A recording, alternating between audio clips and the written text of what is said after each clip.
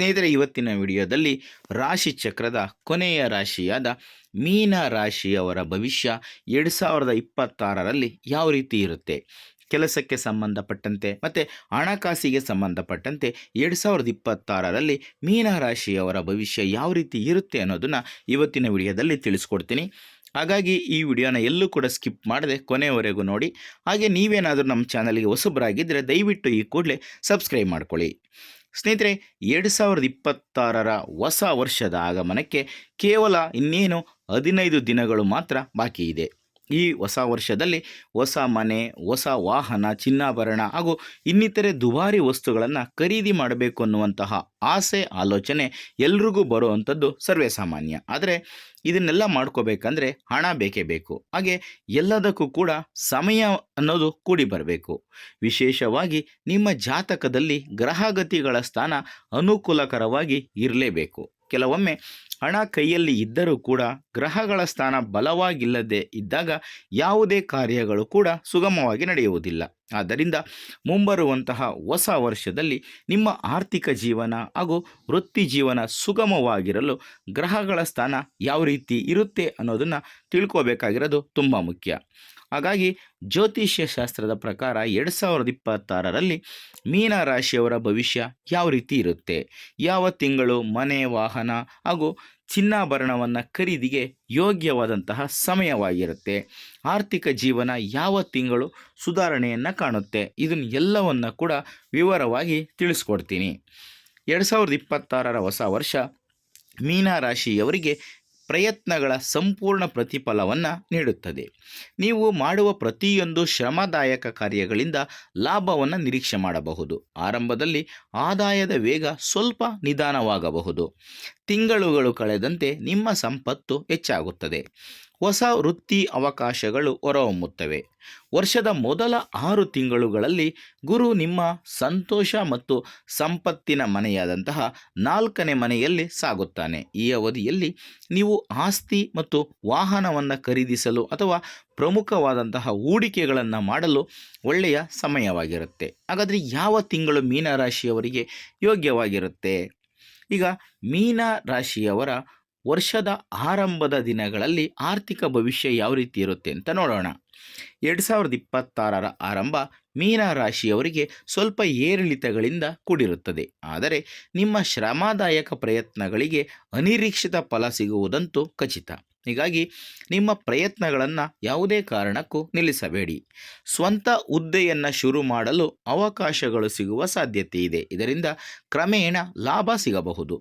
ದೀರ್ಘಾವಧಿಯ ಹೂಡಿಕೆಯಿಂದಲೂ ಲಾಭವನ್ನು ನಿರೀಕ್ಷೆ ಮಾಡಬಹುದು. ಆರ್ಥಿಕ ಜೀವನ ನೀವು ಅಂದುಕೊಂಡಂತೆ ಇರುವುದಿಲ್ಲ. ವರ್ಷದ ಆರಂಭದಲ್ಲಿ ಹಣದ ಆಗಮನಕ್ಕೆ ಸ್ವಲ್ಪ ಅಡೆತಡೆಗಳು ಉಂಟಾಗಬಹುದು. ಆದರೆ ನಿಮ್ಮ ಶ್ರಮಕ್ಕೆ ಶುಕ್ರದೇವ ತಕ್ಕ ಪ್ರತಿಫಲವನ್ನು ನೀಡುತ್ತಾನೆ. 9ನೇ ಮನೆಯಿಂದ 10ನೇ ಮನೆಗೆ ಸಾಗುವ ಶುಕ್ರ ಹೊಸ ಮನೆ, ವಾಹನ, ದುಬಾರಿ ವಸ್ತುಗಳ ಖರೀದಿಗೆ ಅವಕಾಶವನ್ನು ನೀಡುತ್ತಾನೆ.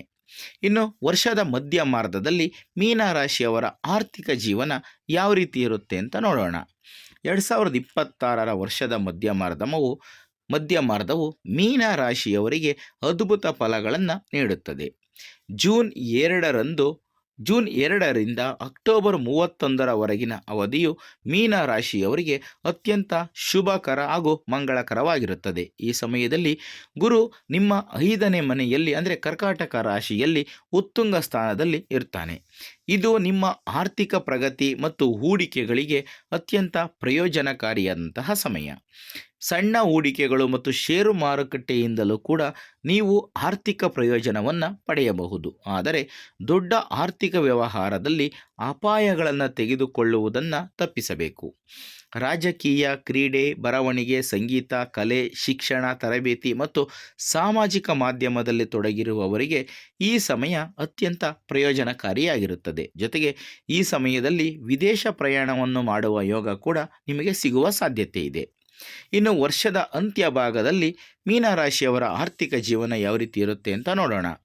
ಮೀನ ರಾಶಿಯವರಿಗೆ 2026ರ ವರ್ಷದ ಅಂತ್ಯವು ತುಂಬ ಅನುಕೂಲಕರವಾಗಿರುತ್ತದೆ. ಕೊನೆಯ 2 ತಿಂಗಳುಗಳಲ್ಲಿ ಗುರು ನಿಮ್ಮ ಲಾಭದ ಮನೆಯ ಮೇಲೆ ಸಕಾರಾತ್ಮಕ ಅಂಶವನ್ನು ಬೀರುತ್ತಾನೆ. ಇದು ನಿಮ್ಮ ಆದಾಯವನ್ನು ಮತ್ತಷ್ಟು ಹೆಚ್ಚಿಸುತ್ತದೆ. ಈ ಅವಧಿಯಲ್ಲಿ ಸುಲಭವಾಗಿ ಸಾಲಗಳನ್ನು ಕೂಡ ಪಡೆದುಕೊಳ್ಳಬಹುದು. ಕೆಲವರಿಗೆ ಉದ್ಯೋಗ ಬಡ್ತಿ ಅಥವಾ ಹೊಸ ಕೆಲಸದ ಅವಕಾಶಗಳು ಕೂಡ ಸಿಗುತ್ತವೆ. ಈ ಸಮಯ ನಿಮ್ಮ ವೃತ್ತಿ ಜೀವನಕ್ಕೆ ಹೊಸ ದಿಕ್ಕನ್ನು ನೀಡುತ್ತದೆ.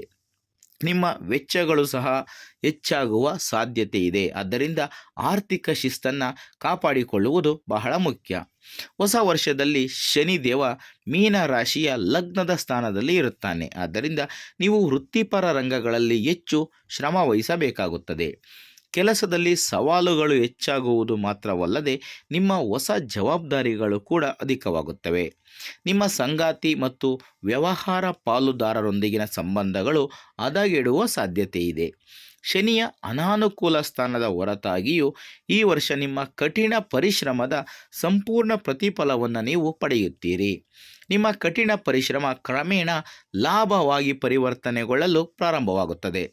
ಇನ್ನು ರಾಹು ವರ್ಷವಿಡೀ ನಿಮ್ಮ ಖರ್ಚಿನ 12ನೇ ಮನೆಯಲ್ಲಿ ಇರುತ್ತಾನೆ. ಇದು ವಿದೇಶ ವ್ಯವಹಾರಗಳಿಗೆ ಸಂಬಂಧಿಸಿದ ವಿಷಯಗಳಲ್ಲಿ ಪ್ರಗತಿಯನ್ನು ತಂದುಕೊಡುತ್ತದೆ. ಪರಿಣಾಮವಾಗಿ ನೀವು ವಿದೇಶಗಳಿಂದ ಕೂಡ ಆರ್ಥಿಕ ಪ್ರಯೋಜನವನ್ನು ಪಡೆದುಕೊಳ್ಳುತ್ತೀರಿ.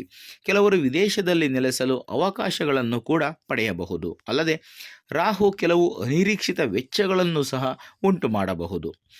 ಇನ್ನು ಕೇತು 2026ರಲ್ಲಿ ನಿಮ್ಮ 6ನೇ ಮನೆಯಲ್ಲಿ ಇರುತ್ತಾನೆ. ಇದು ಉದ್ಯೋಗ ಬದಲಾವಣೆಯ ಬಲವಾದ ಸಾಧ್ಯತೆಯನ್ನು ನಿಮಗೆ ಸೂಚಿಸುತ್ತೆ. ಈ ಬದಲಾವಣೆಯು ನಿಮಗೆ ಆರ್ಥಿಕವಾಗಿಯೂ ಕೂಡ ಪ್ರಯೋಜನಕಾರಿಯಾಗಬಹುದು. ಆದರೆ ಒಟ್ಟಾರೆ ಈ 2026ರ ಹೊಸ ವರ್ಷ ಮೀನ ರಾಶಿಯವರಿಗೆ ಏರಿಳಿತಗಳಿಂದ ಕೂಡಿರುತ್ತದೆ. ಸ್ವಲ್ಪ ಜಾಗ್ರತೆ. ಸ್ನೇಹಿತರೆ, ಇದಿಷ್ಟು 2026ರಲ್ಲಿ ಮೀನ ರಾಶಿಯವರ ಆರ್ಥಿಕ ಭವಿಷ್ಯ ಮತ್ತು ಉದ್ಯೋಗ ಭವಿಷ್ಯಕ್ಕೆ ಸಂಬಂಧಪಟ್ಟಂತಹ ಮಾಹಿತಿ. ಈ ಮಾಹಿತಿ ನಿಮಗೆ ಇಷ್ಟ ಆದರೆ ಈ ವಿಡಿಯೋಗೆ ಒಂದು ಲೈಕ್ ಕೊಡಿ, ಹಾಗೆ ವಿಡಿಯೋನ ಶೇರ್ ಮಾಡೋದನ್ನು ಯಾವುದೇ ಕಾರಣಕ್ಕೂ ಮರಿಬೇಡಿ. ಇಂಥದ್ದೇ ಮತ್ತಷ್ಟು ಮಾಹಿತಿಗಳಿಗಾಗಿ ನಮ್ಮ ಚಾನಲನ್ನು ಸಬ್ಸ್ಕ್ರೈಬ್ ಮಾಡಿಕೊಂಡು ಪ್ರತಿನಿತ್ಯ ನೋಡ್ತಾ ಇರಿ. ಮುಂದಿನ ವಿಡಿಯೋದಲ್ಲಿ ಮತ್ತೊಂದು ಹೊಸ ರಾಶಿ ಹೊಸ ವಿಷಯದೊಂದಿಗೆ ಸಿಗ್ತೀನಿ. ಎಲ್ರಿಗೂ ಕೂಡ ಒಳ್ಳೆಯದಾಗಲಿ. ಧನ್ಯವಾದಗಳು.